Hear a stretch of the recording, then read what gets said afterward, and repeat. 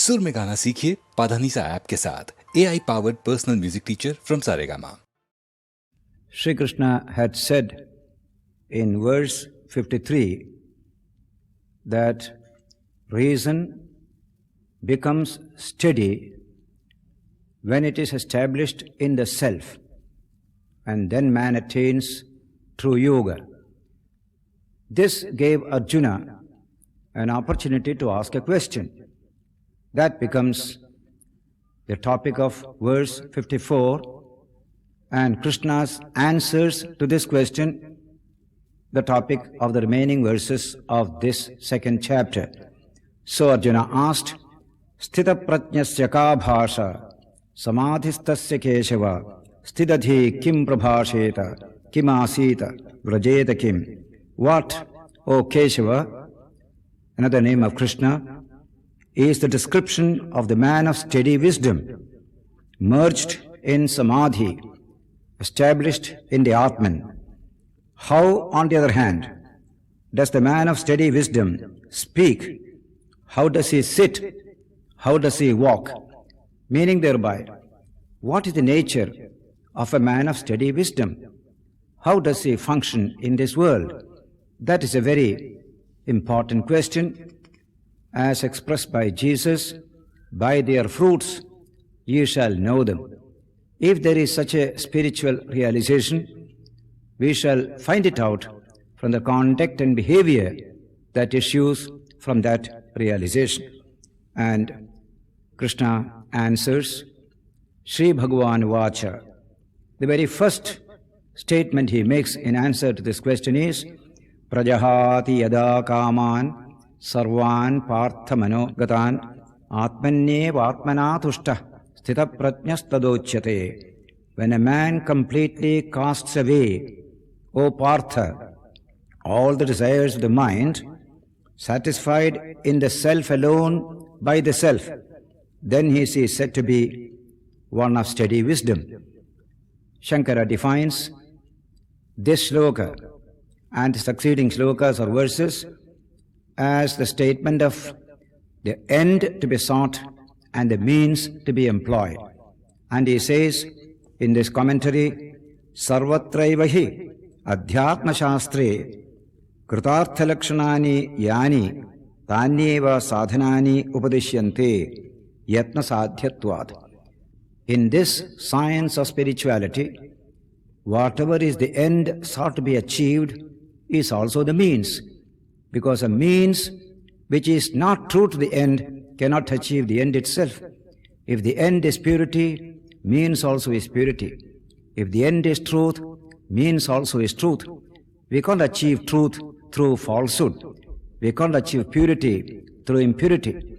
These are very beautiful statements, the unity of ends and means. And so he said, when a man completely casts away all the desires of the heart, then what happens to him? Shankaracharya says, this itself is not a great achievement. The table and the chair have no desires at heart at all. Man becomes absolutely dry when all the desires are cast away. And so, the second line is added, Atmanyeva Atmana Tushtaha. He has found a new focus of joy, a new focus of fulfillment, namely the infinite self. What can compare with this infinite self? Anything in this world, any pleasure, any comfort, any joy, how can they compare with this infinite joy of God that is hidden in all of us? Therefore, when we cast away something external, it is with a view to realizing our own true nature, the divine that is in our hearts. So, Atmanyeva Atmana Tushtaha. When he becomes filled with joy in the experience of the Atman, the infinite, then only a man is said to be a man of steady wisdom. First is negative, second is positive. We give up something smaller to achieve something bigger. Mere giving up has no meaning at all. It is very negative. So that search for God makes us give up other things easily, spontaneously. There is not even a sense of sacrifice, something being pulled out of us. It is a natural growth. Just like a baby, when it is very young, it plays with toys. fully attached to toys. When it is about 3 or 4 years old, it is able to cast away toys because a new joy has come, joy of knowledge, joy of seeking knowledge. So he wants books, it wants to go to school. In this way, there is a natural growth of man from smaller to higher things, from finite to infinite reality. It is this that is emphasized in this verse, Prajahati yada kaman. All the cravings and desires of the heart for organic pleasure, these things we are able to forsake when we know that beyond it is something higher, something more natural to us, our own infinite nature. That's the supreme attitude in Vedanta. It doesn't want men to be killjoys. There must be joy, but the joys vary. The things that bring us joy vary, just like the toys we give up because there is knowledge. Even this secular knowledge we give up when there is knowledge of God, knowledge of something still higher. In this way, there is a growth of man from finitude to infinitude, from creatureliness to something like blessedness. So in the next sloka, he says, Dukkhesh anudvignamanaha sukhesh vigataspruha vitaraga bhayakrodha stitathir muniruchyate. He whose mind is not shaken by adversity, by failure, who does not hanker after pleasures, who has become free from all attachment, fear and anger, is indeed the Muni or the sage of steady wisdom. That's the means to achieve steady wisdom. That's also the characteristic of steady wisdom. Mind not shaken by adversity. Small people can be easily shaken. Strong people are not. An ordinary tree without much rooting in the earth, a slight wind makes it fall down. If it is properly rooted, even a strong wind only strengthens that tree. There is such a thing as a rooting of man in his own infinite nature. There alone you get real character, so that he becomes free from attachment, fear and anger. These are the three emotions that disturb the human mind, takes it away from truth. Even in scientific research, the mind must be free from attachments, fear and anger. Then only the mind is free to pursue truth for its own sake. And in spiritual life, it is supreme. In many places in the Gita, these three are always taken together. Raga, Bhaya, Krodha. Freedom from attachment, anger, fear. Three disturbing emotions in the human mind, taking us away from the path of righteousness, from the path of duty, from the path of truth. This must be overcome. Then the mind becomes steady, says Krishna. Yas sarvatra nabhisneha tattat prapya shubhashubham nabhinandati nadveshti tasya pratnya pratisthita. He who is everywhere unattached. Love and attachment are two different things. Love is there, attachment is not there. Attachment is a sensory experience, whereas love is a spiritual experience. And he is not pleased at receiving what is advantageous or pleasant, nor vexed at receiving what is evil or what is disadvantageous. His wisdom is steady. His pratnya is steady. Yada samharate chayam kurmonganiva sarvashah indriyani indriyarthebhya tasya pratnya pratisthita. The Gita gives us a fine example of this type of withdrawal from external attachments. Like a tortoise, when it draws its limbs, when does it draw? When there is danger around it, it just draws its limbs. Similarly, man completely withdraws the senses from their objects. At his own will, he has the freedom, he has the capacity. He can attach himself at will, detach himself at will, just like the tortoise. A double freedom man enjoys. If only we know how to attach, then we get into trouble. If we know how to attach and to detach at will, then we are free. Then only his wisdom is steady. Now comes a profound statement, a deep psychological insight. That verse is verse 59, which is Vishaya vinivartante niraharasya dehinah rasavarjam rasopyasya param drushtva nivartate. Sense objects fall away from one who is practicing abstinence. I don't want to enjoy food today. Of course, the food goes away from my mind, but the desire remains. Attachment for food remains in the mind. So he said, leaving the longing behind. Rasa is the longing. I have a longing for food. By sheer will, I kept food away. But even the longing will go only when the Atman is realized, when the truth is realized. But his longing also ceases. Who sees the Supreme? Param Drishtva Nivartate. That is why a mere ascetic may practice asceticism. He has to be constantly on guard because his longing is there. Desire for objects is there.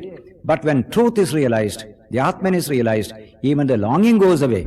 Then he can be free with the objects in the world without getting caught in their attachments. This is a profound psychological truth about man.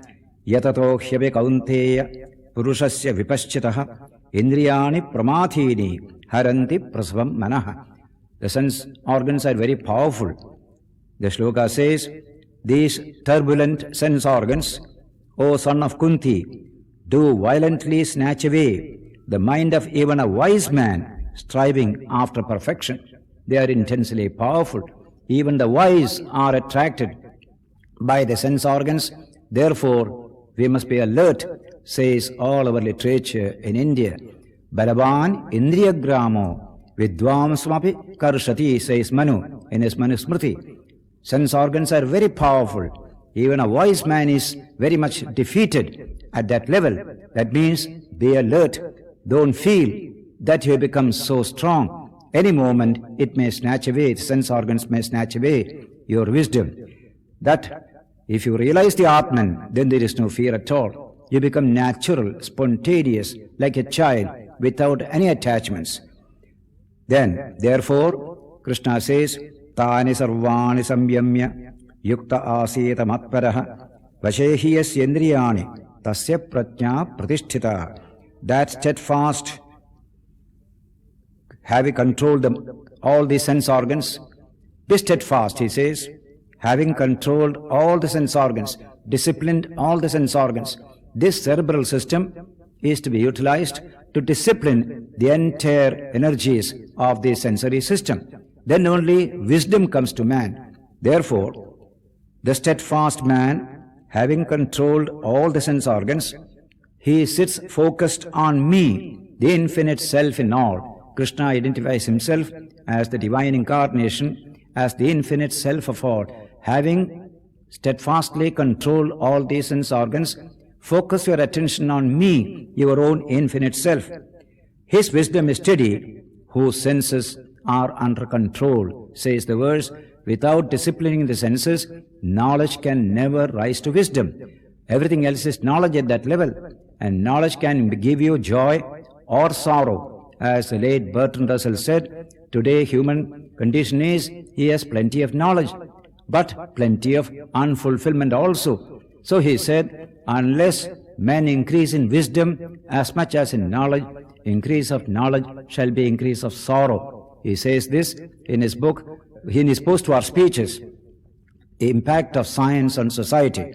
So here you have the statement of Krishna in the Gita, that those whose senses have been perfectly disciplined by their higher brain, they alone can be truly free. Their wisdom will be steady. Now comes a statement about when does man fall down? When does his wisdom get destroyed? When he is attached to the sense organs and to the sense objects. This is a very remarkable statement in 2-3 verses at this point of the Gita. Dhyayato vishayan pumsaha sangasteshu upajayate sangat sanjayate kamaha kamat krodho vichayate. Thinking of sense objects, attachment to them is formed in a man. Go on contemplating, revolving in the mind, that is nice, that is nice. Slowly, attachment is created in the human mind, and from attachment, longing to possess the object comes, and from longing, anger grows when there is obstruction to achieve that longing. This is how the psychological stages by which first look at a thing, very pleasant, then constant looking at it creates attachment to it, then a desire to possess, then obstructions are there, Your anger is roused to destroy those obstructions. In this way, the statement proceeds and then says, Krodhat bhavati sammoha, sammoha smriti vibhramaha, smriti bhramshat buddhinasho, buddhinashat pranashyati. From anger comes delusion. When the mind is angry, all wisdom goes away. Mind becomes deluded. It cannot see things in their proper way. Just like during a storm, you can't see the trees, you can't see anything. Everything is covered with dust. That kind of a dust storm rises in the human mind when there is strong anger. And from delusion, loss of memory.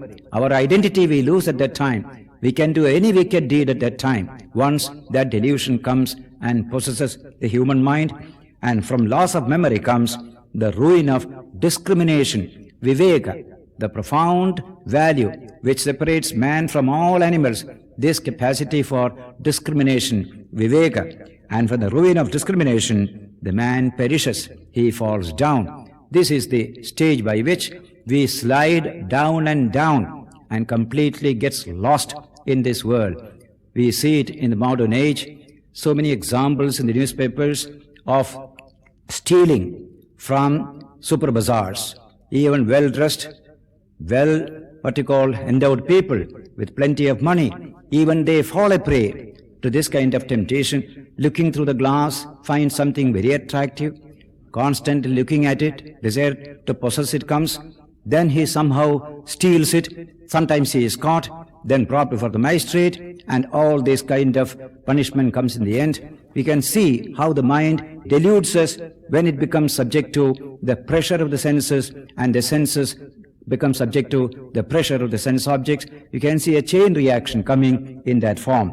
And then, if you have really a disciplined sense organs or the mind, none of these difficulties come. So in verse 64, you have this statement, Ragadvesha viyuktaistu vishayani indriyaisharan atmavashyir vidheyatma prasadam adhigacchati. But the self-controlled man, moving among objects with sense organs strictly under control and free from attraction and aversion, attains to tranquility. It is not the sense organs that are troubling us.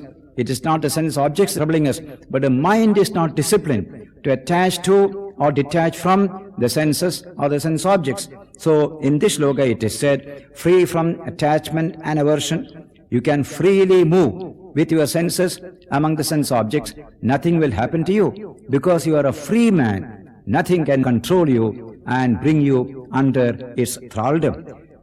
Then when the mind becomes calm and steady, as a result of this perfect inner discipline, real peace comes to the human mind. So the next shloka says, Prasade sarvadukhanam hanirasyopajayate prasannachetaso hyashu buddhi parivatishtate. When the mind is completely tranquil, all sorrow is destroyed.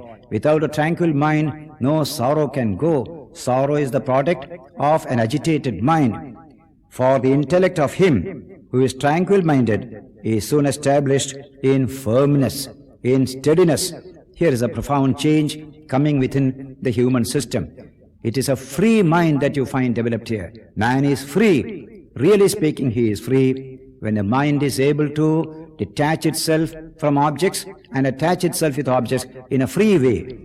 Nasti buddhirayuktasya nachayuktasya bhavana nachabhavayatas shantihi ashantyasya kutas sukham. No spiritual knowledge of the self is possible for the unsteady mind, nor has he meditation. To the unmeditative, there is no peace. And how can one without peace have happiness? Ashantasya kutas sukham. Without tranquility of mind, where is happiness? Indriyanam hicharatam yanmano anuvidhiyate tadasya harati prajnam vayur navamivambhasi. Now comes a beautiful example. The mind which follows in the wake of the sense organs, they are always a wandering type, and the sense organs are carried away by the sense objects. Such a mind is completely destroyed, just like a ship caught in a storm. Its rudder broken, it sinks. Such is the state of man, says Krishna, who has not disciplined the sense organs and his mind. But tasmadyasya mahabaho nigrihitani sarvashah indriyani indriyarthebhya tasya prajna pratisthita. O mighty armed Arjuna, he whose knowledge is steady, whose senses are completely restrained from their objects, he is really steady. What a beautiful description of the steady mind. He has a mastery of the whole energy within the system. He is not like a tail wagging the head, but the head that controls the body and the tail. Very many people are of that nature. Sense organs move their intellect. Instead of the intellect guiding the sense organs, intellect becomes simply like a tail of the entire emotional and sensory system. That is a very poor state of existence, where the intellect has become truly free. It guides the senses. That man can be considered to be truly sthita prajna. Now comes a great utterance. Ya nisha sarvabhutanam tasyam jagrati samyami yasyam jagrati bhutani sa nisha pashyato munehe. That which is night or darkness to all beings, in that the self-controlled man is awake. He finds light there. That in which all beings are awake, it is night to the self-seeing Muni. Worldly things, sensory experiences are everything to us. But the sage, he sees nothing there. He sees everything in the Atman. But the Atman which is so real to him is absolutely unreal to ordinary people. So that what is day to ordinary beings is night to a man of self-realization. What is night to ordinary beings is day to the man of self-realization. This kind of a description is often found in Vedantic literature. Ya nisha sarvabhutanam tasyam jagrati samyami yasyam jagrati bhutani sa nisha pashyato munehe.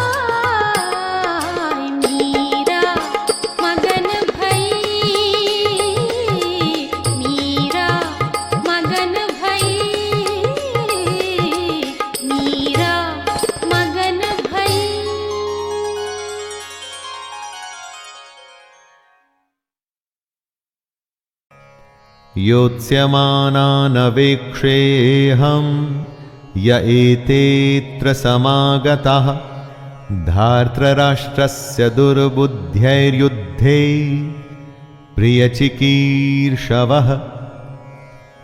Arjun Duryodhan को दुर्बुद्धि बता रहे हैं, क्योंकि दुर्योधन के हट के चलते हुए ही यह युद्ध हुआ। दुर्योधन का साथ देने जितने भी राजा आए हैं, उन्हें अर्जुन युद्ध स्थल के बीच में खड़े होकर के देखना चाहते हैं। दोस्तों, यह जरूरी नहीं कि आपका शत्रु सही हो सकता है उसने गलत तरीका अपना करके आपको युद्ध में उलझाना चाहा हो, जैसा कि महाभारत में भी हुआ। युद्ध तो करना ही पड़ता है, और वो तभी करना चाहिए जब आप अपने शत्रु को अच्छे से देख परख चुके हों, जान चुके हों। इसलिए अर्जुन कृष्ण से दोनों सेनाओं के बीच में रथ को ले जाने के लिए कहता है।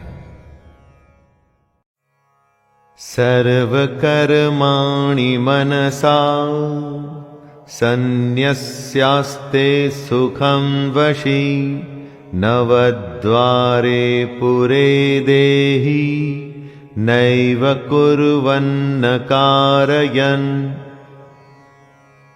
हमारा शरीर एक घर है जिसे 9 द्वारों वाला माना गया है।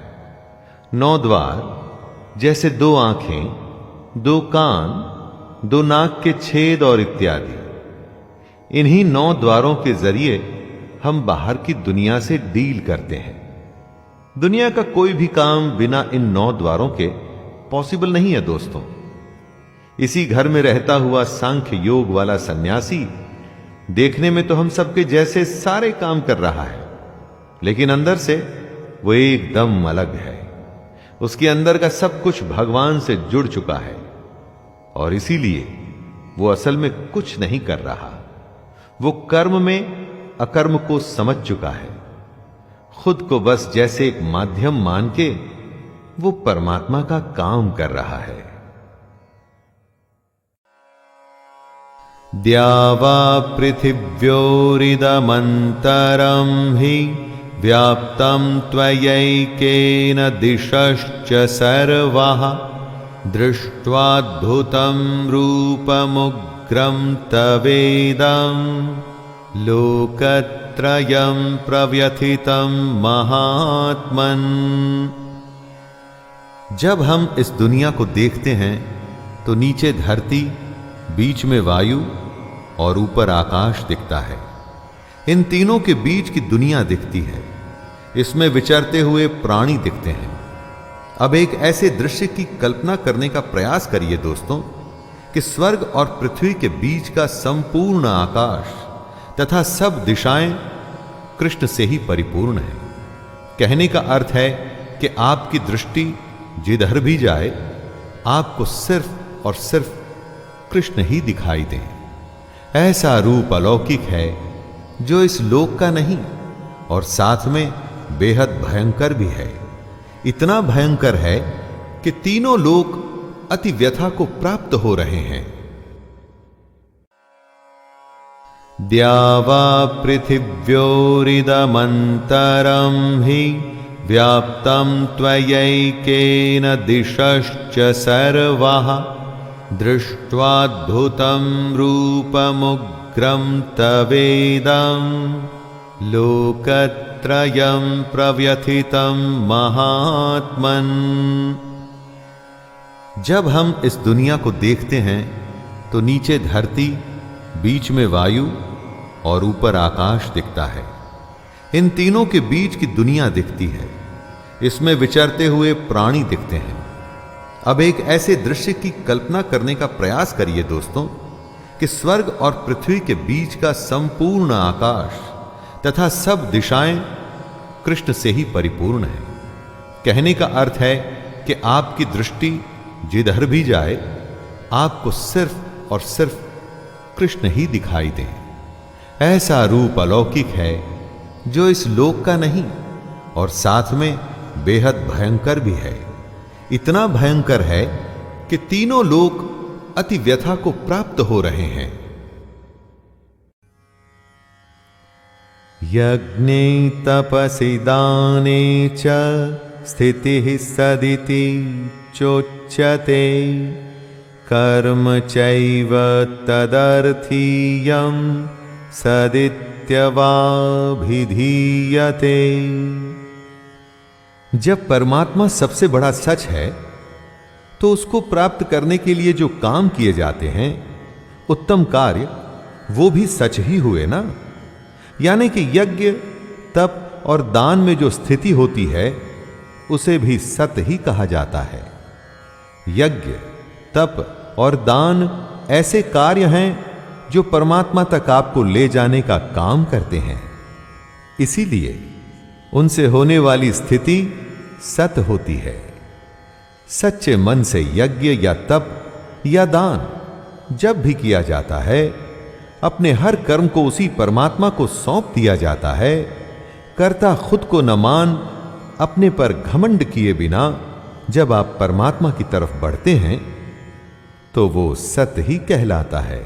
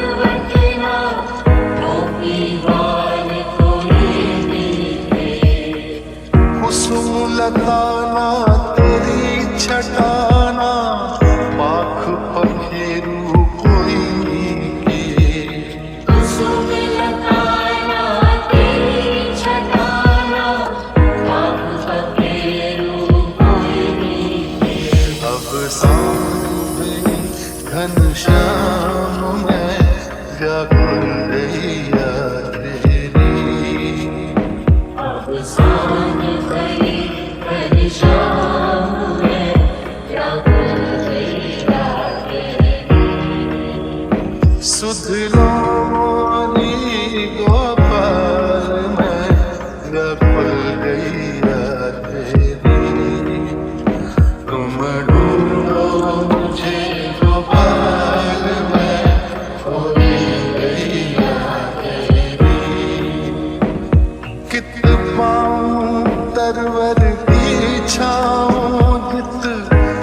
साजे कृष्ण कन्हैया।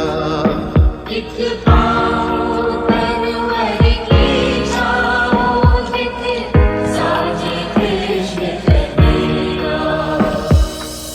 मन का ताप शाख भटकन का तुम ही हरो हर रास रचैया।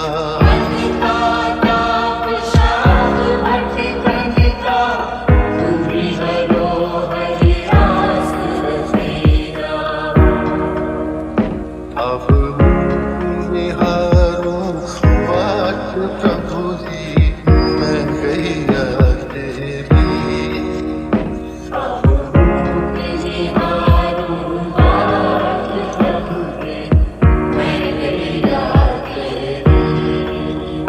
सुध लो मोरी गोपाल में खोई गैया तेरी।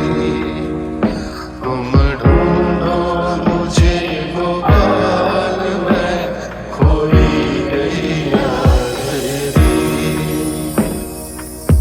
बंसी के स्वर नाद से तेरो मधुर तान से मुझे पुकारो।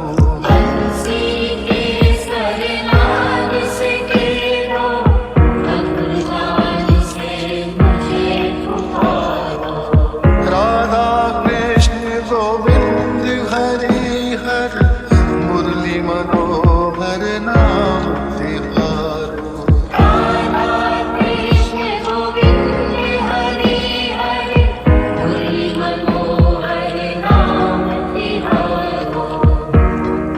मुझे उबारो हे गोपाल मैं खोई गैया तेरी। तुम ढूंढो मुझे गोपाल मैं खोई गैया तेरी।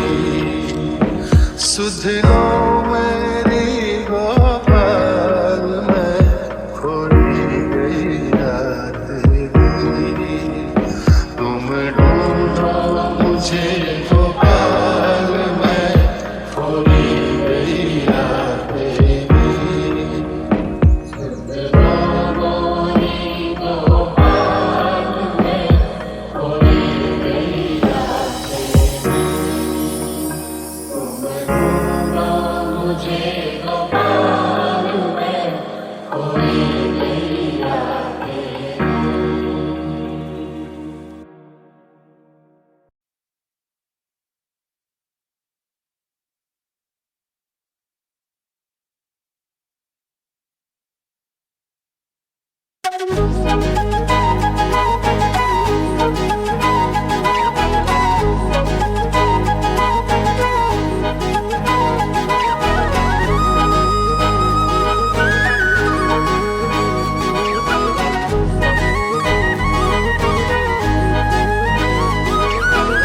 मेरे ख्वाब में तू काला, हृदय में तू श्यामा।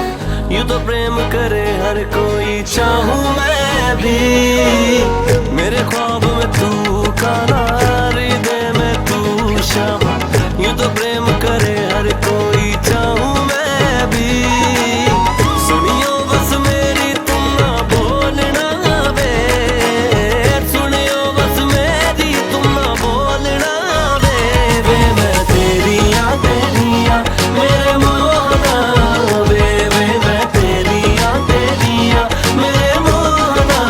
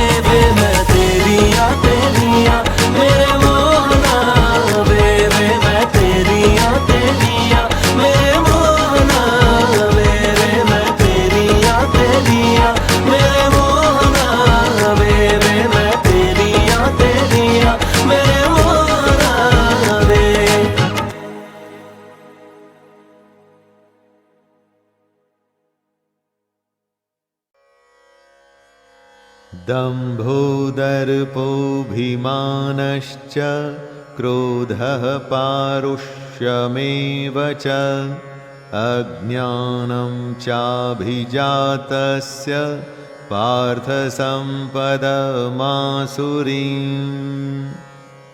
दैवी संपदा के गुणों के लक्षण के बाद अब कृष्ण आसुरी संपदा के लक्षण बता रहे हैं।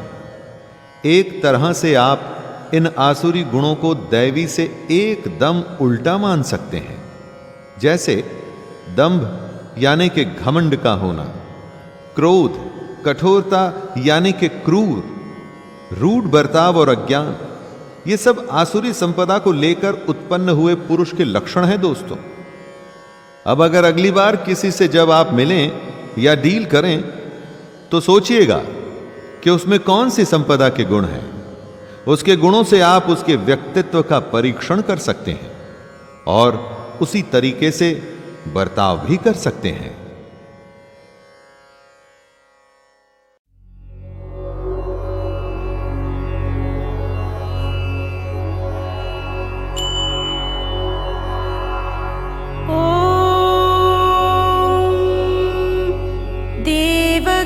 नंदनाय विद्महे वासुदेवाय धीमहि तन्नः कृष्णः प्रचोदयात्।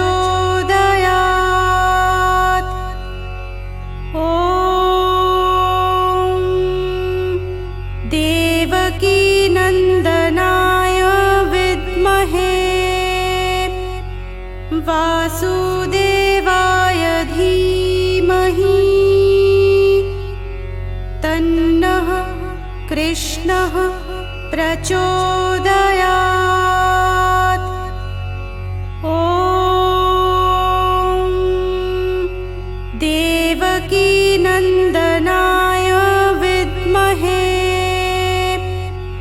वासुदेवाय धीमहि तन्नः कृष्णः प्रचोदयात्। ॐ देवकी नंदनाय विद्महे वासुदेवाय धीमहि तन्नः कृष्णः प्रचोदयात्। ॐ देवकी नंदनाय विद्महे वासुदेवाय धीमहि तन्नः कृष्णः प्रचोदयात्। ॐ देवकी नंदनाय विद्महे वासुदेवाय धीमहि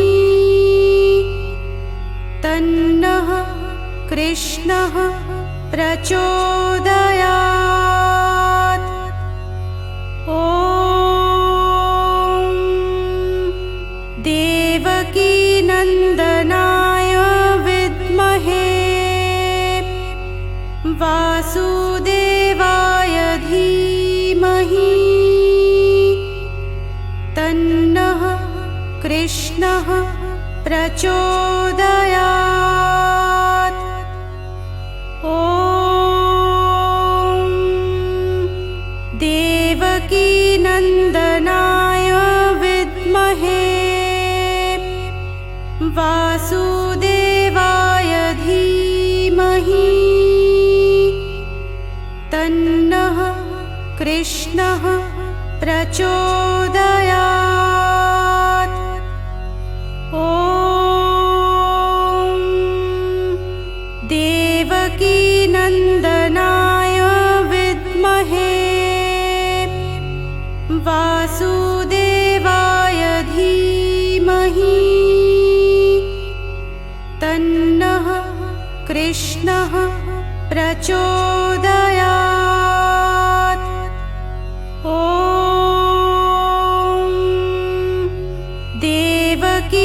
नन्दनाय विद्महे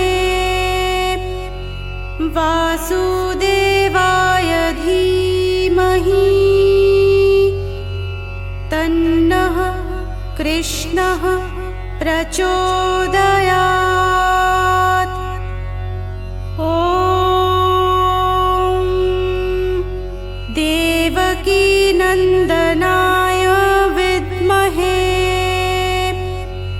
वासुदेवाय धीमहि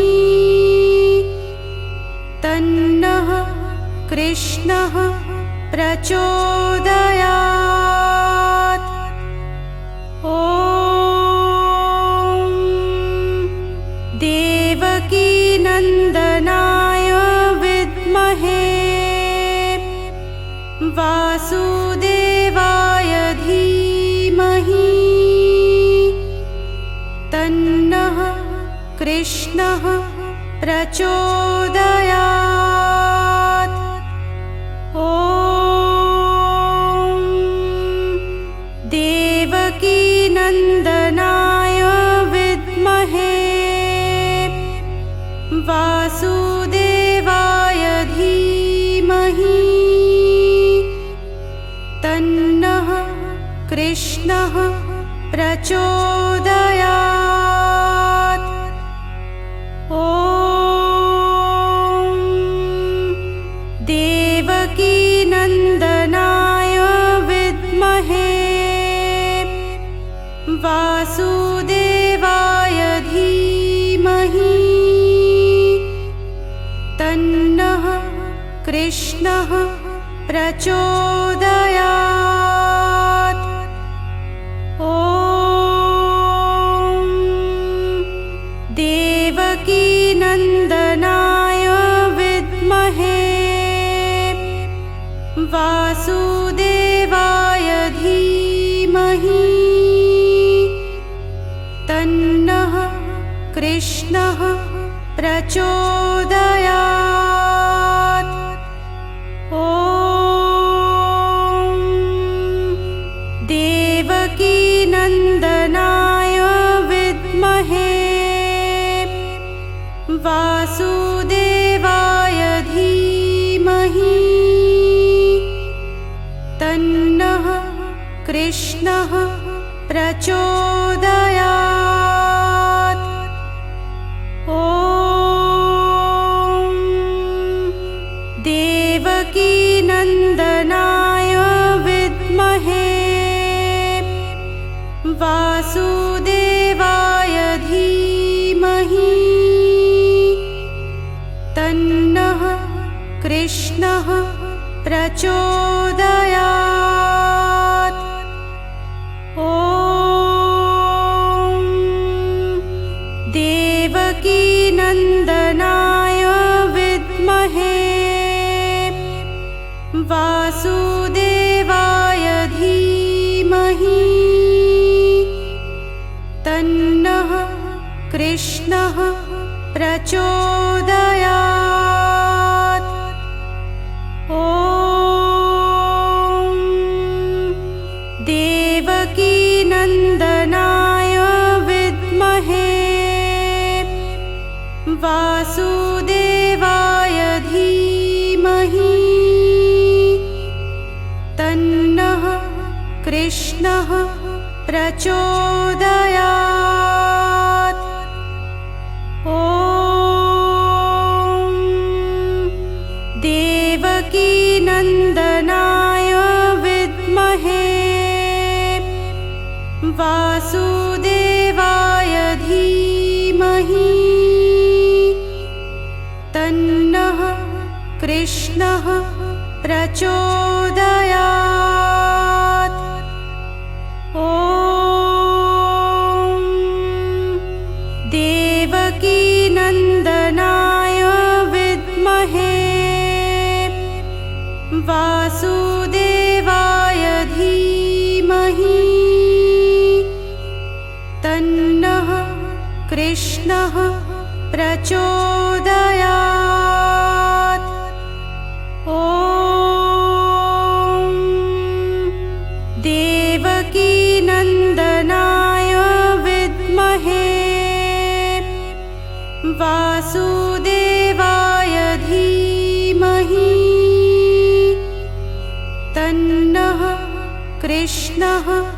प्रचोदयात्। ॐ देवकीनन्दनाय विद्महे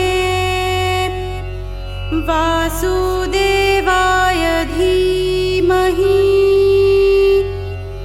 तन्नः कृष्णः प्रचोदयात्।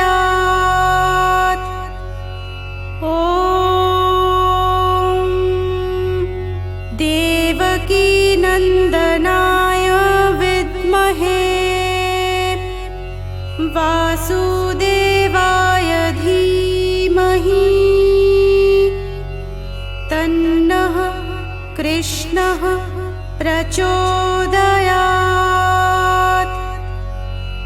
ॐ देवकीनन्दनाय विद्महे